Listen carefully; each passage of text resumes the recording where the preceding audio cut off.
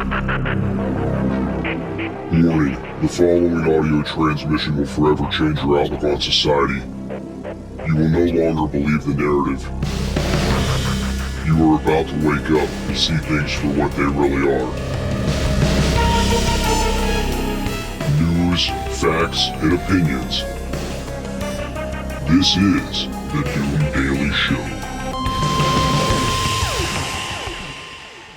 Ladies and gentlemen, welcome to the Doom Daily Show. I am your host, Jester Dooms. The email, doomdailyshow@gmail.com, everywhere on social media at Jester Dooms.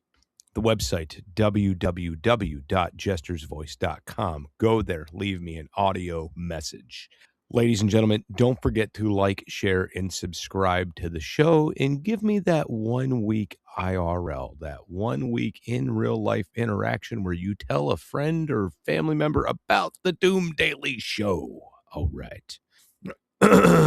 So, I hope everybody is having a lovely January 30th, 2026. It is Friday, by the way. It is Friday, and it is our last show of January. So, I hope everybody's day went well yesterday. We spent the majority of the afternoon traversing around looking for last-minute storm things, okay? And the sad reality is our entire area is sold out of salt or ice melt. It's gone. What is wild is we did some driving around yesterday, and we went to like 2 or 3 towns over. It's clear there's nothing. I don't know what the fuck, like, winter surge my particular area was in, but we are still a sheet of ice. And every place that sells ice melt or rock salt or whatever is sold the fuck out. It's gone. There is no more. I ended up running into a gentleman at Walmart telling me he's tried Amazon. He's went to every Tractor Supply, every Ace Hardware. He's called every Walmart within like a 100-mile radius, and he says they're all gone. And the big rumor is that it's been bought up by the state. The state has came in and bought it all up. That's the ongoing rumor. That's what he said. And I was just like, oh, really? He's like, yeah. So needless to say, like, the idea of winter weather and shit like that, melting ice was never something that was on my radar because I never thought we'd be covered in a thick sheet of ice that we can't get rid of. But this shit's nasty because it came down, started to melt, refroze, started to melt, refroze, started to melt, refroze. So it's like conditioning itself to stay here longer. And every time it warms up and cools down, it's getting slicker. It's getting more dangerous. Okay. And it's to the point where people are desperate for the ice melt. Like, will buy it for 3 times the price just so they can get to their car safely. They will buy it for 3 times the price just so they can walk down their steps outside without slipping and falling down them. It's really bad. Now, I am currently experimenting with some things to see other ways of melting ice. I'm trying to make a brine right now because guess what's still available that no one's bought up? No one's buying salt licks for livestock. Okay. So I'm experimenting with, and if you think about it, a 50-pound salt lick is cheaper than a 40-pound bag of rock salt. So I am doing a little bit of an experimentation, adding a few things in with this to see if I can't make a brine that I could just go out there and dump on all this ice and make it just disappear. So we're going to see what happens. I'm playing with some things right now. But yeah, so that's what yesterday consisted of was trying to go around and just try to track down some ice melt, and it's just not happening. I'm probably, if I get desperate enough, I'm probably going to break out some diesel fuel and have some fun because I have probably 30 old gallons of diesel that's got water mixed in with it that needs to go, at least. So we might just have some fun and melt some of this ice the old-fashioned way with some fucking diesel fuel. And other things. We were supposed to get dumped on with more snow over the weekend here. And typically we don't get a whole lot of bad winters. Every once in a while, one will roll through, but they're typically not bad in my area. But this is one, I think it's just going to be brutal. After this ice that we received, I don't think this is letting up. Not till the spring. I think it's going to be a kind of an ongoing thing. The problem with this snow is that we have a layer of ice that the snow is going to sit on. Okay. Now, snow already reduces traction. Now you put snow on ice, you're going nowhere. That's the big problem that we're trying to combat. We're trying to get rid of the ice before the snow gets here. Because we could deal with the snow. Like, that's okay. Like, we could knock that down. We could shovel some out of the way. But this, like, 2 inches thick of ice that we have everywhere, we can't do anything with this. And what's absolutely crazy about this, too, and I didn't even put this into perspective, it's every day it thaws out and refreezes, it's like a thicker, harder chunk. It's like expanding every night when it refreezes. So it's becoming like a thicker, harder to deal with chunk. It's like quenching a blade when you're making a sword. It's like every time you warm it up and cool it down, it's getting stronger. That's the best way that I could think to describe this. And I grew up in the North where we got really shitty winters. Never seen something like this before. I'm really curious what this is doing for seed stratification and what our plant life is going to be in the spring. Are we going to have wicked street stratification and shit's going to be growing everywhere? Or is this like going to combat some of that because like such a hard freeze, saplings and stuff might not make it? I don't know. Like it's a really interesting thought. Anyway, we'll be right back after these messages. Can't get enough of Jester Dooms? Check out his other show, It's Doomsday Podcast, available on all podcast platforms. That's It's Doomsday Podcast. Back to the show. Ladies and gentlemen, welcome back to the Doom Daily Show. Hit that follow button, leave us a 5-star review. Producer Scooter and I would greatly appreciate it. All right, so Producer Scooter had an interesting idea for the show. So he wrote us a script. I'm just kidding. Producer Scooter doesn't write scripts. Wish he would. Anyway, he came to me and said, hey, you know what would be really cool is if you recap some January events. And I was like, you know, it'd be really cool if you wrote me a script. He was like, no. I was like, all right.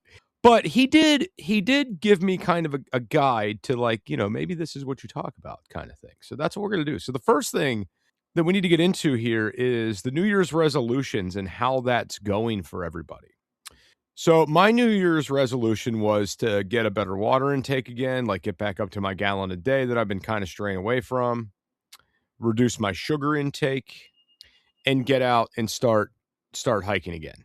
I think there was one other thing in there, but reduce the nicotine. Try to get off the nicotine pouches. So where I'm at is I have been doing better on the water intake. I'm not full up committed to my gallon a day yet, but I would say I'm definitely intaking more. I'm not to my goal, but I am intaking more. Obviously, I'm not hiking because everything's a sheet of ice currently. As far as my nicotine reduction, I have drastically reduced the nicotine. I haven't quit, but I've bought half the number of pouches that I would normally buy.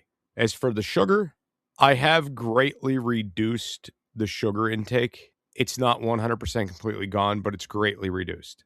I mean, like substantially reduced from where it was in December. So that's good. And I hope y'all are sticking on your New Year's resolution goals. I know that you're not. You don't have to lie to me. I know you're not. It's already over. It hasn't even been a month and you were like, fuck it. I know that's exactly what happened. Don't you fucking lie to me. I know that's what happened. Okay, so had a friend come up and visit me in December. And even though this isn't really a January recap, we did plan in January. We figured out the next visit when he's coming up, and he's coming up in March. All right, so he we had made a plan. Plane tickets have been purchased. He'll be here in about 4.5 to 3 weeks, somewhere in that realm. I think it's 4.5 weeks. I think he's got left till he gets here, something like that. So that's pretty exciting. He's going to come up and help me out with that project that we have going on around the homestead, and maybe some other things too. Weather permitting, because this has been like a bunch of shit. So weather permitting. All right. We also had a lot of beaver drama on the homestead, a lot of beaver drama in January. And we ended up getting some heavy rains, maybe like mid-month, that completely wiped out the beaver's dams. And the beaver has made no attempt to repair said dams. So I'm just kind of assuming he said, fuck it. And he didn't want anything to do with the area anymore. Now, I caught this little fucker on camera. I caught him in one of my snare traps once, and he destroyed the snare trap. So he's either very strong or very big. I don't know which one, but yeah. So this beaver has been causing me a lot of turmoil and hell and headaches, and I think he maybe has finally vanished from the area. Maybe. It's anybody's guess, but I think he might be gonzo, which is a good thing for me because I'm not going to keep dealing with this bullshit beaver, right? All right, let's see what else we have here in the January lineup and other things. New construction, doing the construction project and where we're at as far as January goes. We have our foundation built. We've built our concrete form for our 10,000 gallon underground cistern tank. We have got our concrete beams in and successfully onto the foundation with the help of a friend with a crane. Trying to think what else we did in regards to that.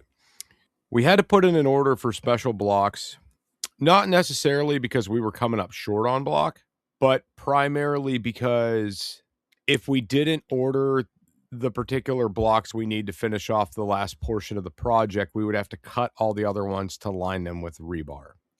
That would have been the headache. So these particular blocks basically only have the center point of the cinder block up halfway. This allows you to run multiple runs of rebar through the top of your cinder block wall. So then when you backfill with concrete, it's all tied together with rebar. It's a solid structure at that point. Okay.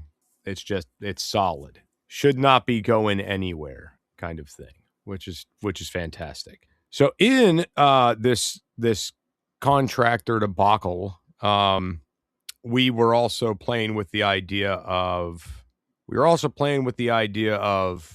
getting a skid steer. And I've probably talked about this multiple times on the show. And I think yesterday we may have made some headway in that regard. And I always get really hesitant when we make a big purchase because in my mind, it's like you never know what'll happen. How are you going to pay that bill? How's that going to work out? Anyway, we'll talk about that right after the break. Producer Scooter, if you would, sir, hit that button.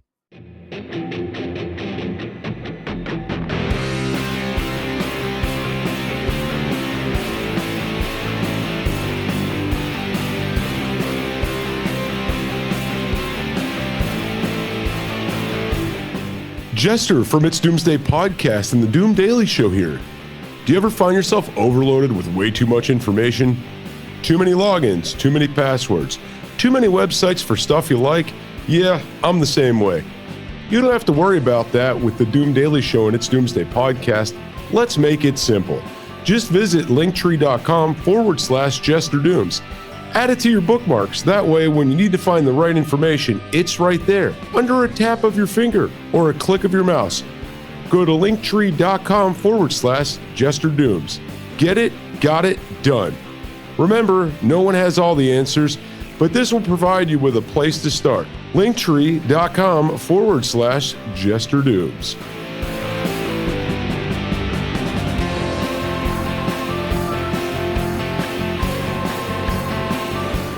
And now, on with the conversation. And here's Jester. Ladies and gentlemen, welcome back to the Doom Daily Show. I'm your host, Jester Dooms. The email, doomdailyshow@gmail.com. The website, www.jestersvoice.com. Everywhere on social media, @JesterDooms. So, we took a ride yesterday to a Bobcat dealer. Now, there's been a lot of debacle about purchasing a skid steer. I mean, the main debacle being like we need one that's on tracks, not on wheels.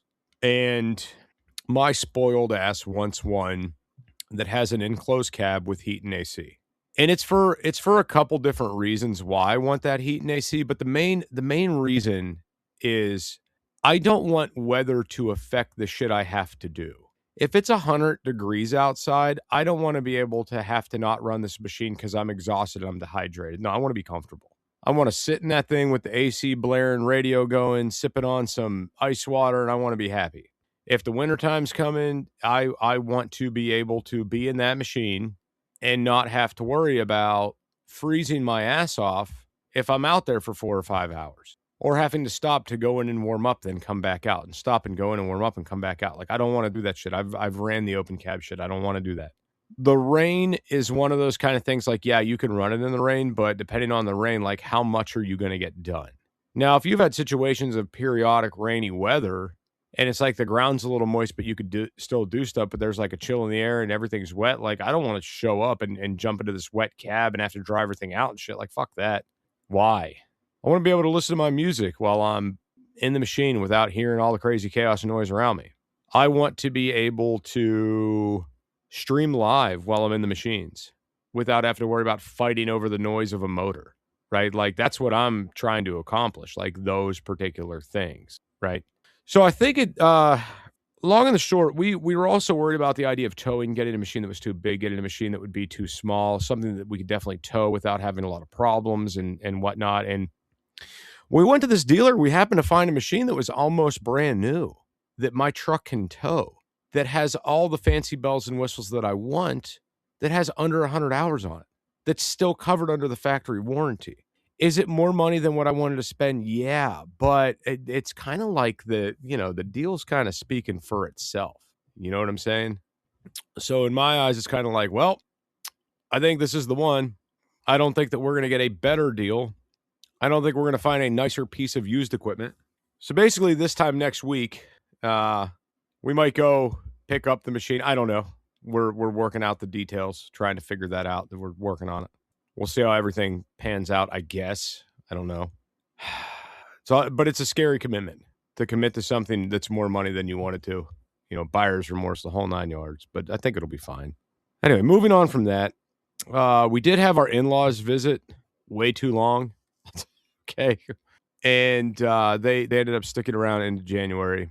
And I just, my in-laws are okay in very small doses. Like, I don't mind going to dinner with them, and then after dinner saying, see you later, we go our separate ways. I don't mind, like, hanging out for a couple hours, but the mornings with the in-laws are usually the most annoying. I usually wake up before I want to wake up because one of them is screaming, usually the mother-in-law. If that's not the case and they're staying here and I don't overhear the mother-in-law screaming, I got the father-in-law bursted in the door at 7 a.m., 8 a.m., 6 a.m., whatever time it may be that I'm still asleep, and say, what are you doing still sleeping? Get up, do things. And I'm like, bro, I'm tired. I want to sleep. Maybe it's my only day off. Maybe I'm hungover. Maybe I was up late last night doing stuff. Maybe I'm just not feeling all that well and I just want to sleep in. Or maybe I'm just tired. I want to sleep. I'm an adult. I can wake up when I want to wake up.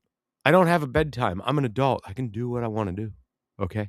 I don't need my father-in-law trying to tell me about my sleep habits, but they took off shortly after the first of the year. But obviously that was, had to be something I recapped in January just because of the chaos of it all and missed episodes and everything else of them being here. It was a lot. We did get into a little bit about the bullshit weather and the snow apocalypse that was coming, and then the fact that it didn't, and we got smacked with something totally different. And we'll talk about that right after the break. We'll be right back. Hey, producer Scooter here. And if you've made it this far, I just want to commend you for diligent listening skills. But also, I want you to take a moment, since you've come this far with us, send an email to doomdailyShow@gmail.com. Let us know where you're listening from. If you have any ideas for something you'd like Jester to address or talk about, send us an email. That's doomdailyshow@gmail.com. Thanks for listening.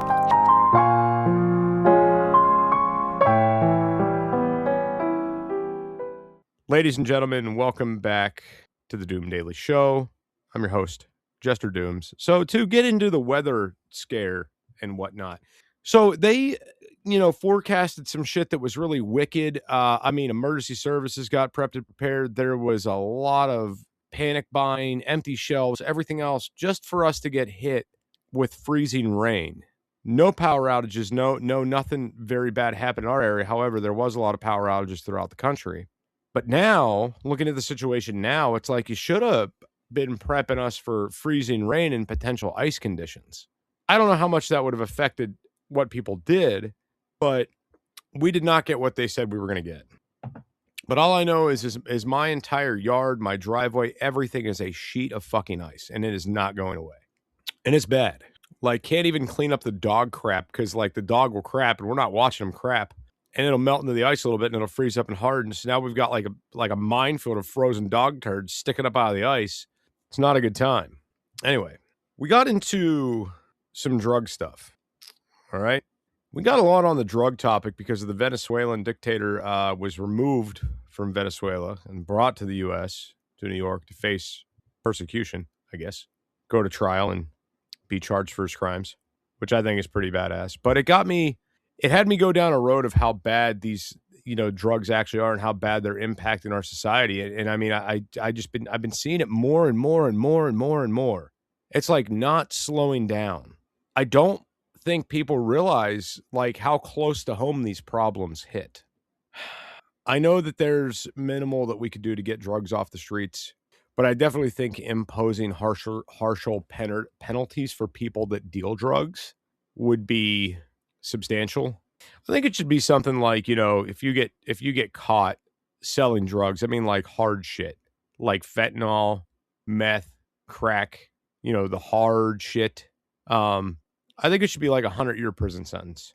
And then every person you narc on, you get 10 years off your sentence. So if you narc on 10 connections that lead to an arrest that are actually dealers, then you could just go home that day and then they could go scoop up 10 more guys and then so on and so forth. And then boom, there's no more dealers left. And their second offense, make it another automatic 100 years. This time they only get 5 years knocked off per narc.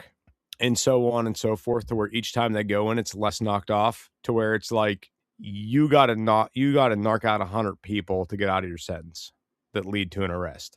And then at that point, we make it such a problem for drug dealers to sell drugs, they just stop. They say, fuck this, I'm going to go get a job at McDonald's. It's way less complicated.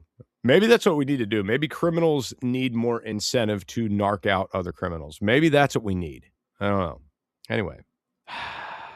The social media platforms, okay, and the debacle that I experienced in January. So as I talked about on a show earlier this week, maybe yesterday, talked about a new platform. Yeah, it was yesterday. I got on the Epic Studios platform.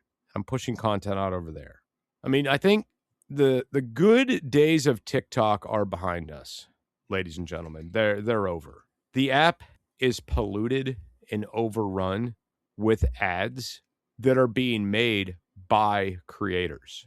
I had a conversation with a fellow creator years ago when everybody started doing affiliate programs and how much time creators were devoting to that. And I remember talking to my buddy, and who's again another creator, a lot larger than a creator than I am. And I was like, dude, I see this being very short-lived. Like, the affiliate programs are not going to be a lifetime thing. Like, are people realizing that? And he's like, I don't know. He's like, but I agree with you. They're not going to be a lifetime thing. They're going to be a very short-lived thing. Affiliate programs are going to start falling to the wayside. And then as soon as that happened, TikTok Shop started coming up rising up from the ashes. Like, where did this shit come from? And people are not watching or interacting as much because it's really hard to tell whether or not this is a commercial for something that you're watching or you're just watching your creator. And creators have been incentivized so much to push product, they're not pushing the content you started following them for. There was one creator, like I don't follow many big creators, but I interact with their stuff so they pop in my algorithm. Right? If you notice the people I follow, it's people that really don't even create content. It's people that I would consider friends. So one gentleman in particular did cooking content, and I used to love watching the recipes and things that he's made. Now, every time a video pops up, he might be cooking something, but he's trying to sell me a product he's cooking with. And I'm like, dude, I'm not here for that. I am not fucking here for this. Bye. And I scroll on. Your content is not your content anymore. You're just trying to sell shit. And these corporate fucking assholes found out that you have a following to push their product, so they're incentivizing you to use their shit to do so.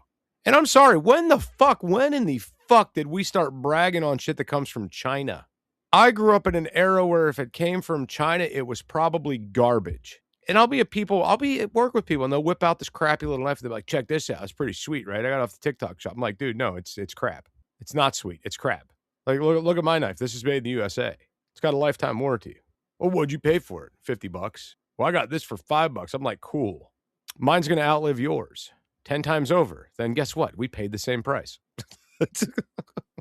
And it's got a lifetime warranty, so I only had to buy that once. So, yeah. So, yeah, I don't know. But so I can't do the clapper thing anymore either because of the smut that's being pushed there. So we're moving over to do some more content on the Epic Studios there. And I'm going to be doing some lives there this weekend. So you can catch me live on Epic Studios tonight if you want to come over there and give me a follow at Jester Dooms, just like everywhere else. And I want to go ahead and thank all the listeners for, everybody that has made the jump over, that has heard the show, has moved, and they already came over and gave us a follow, things like that. Guys, you're definitely helping the show grow, and the numbers show us that. Keep it up, guys. Keep working hard, and me and producer Scooter will keep working hard to bring you all new exciting episodes of the Doom Daily Show. Producer Scooter, if you would, hit that button, sir. News, facts, and opinions.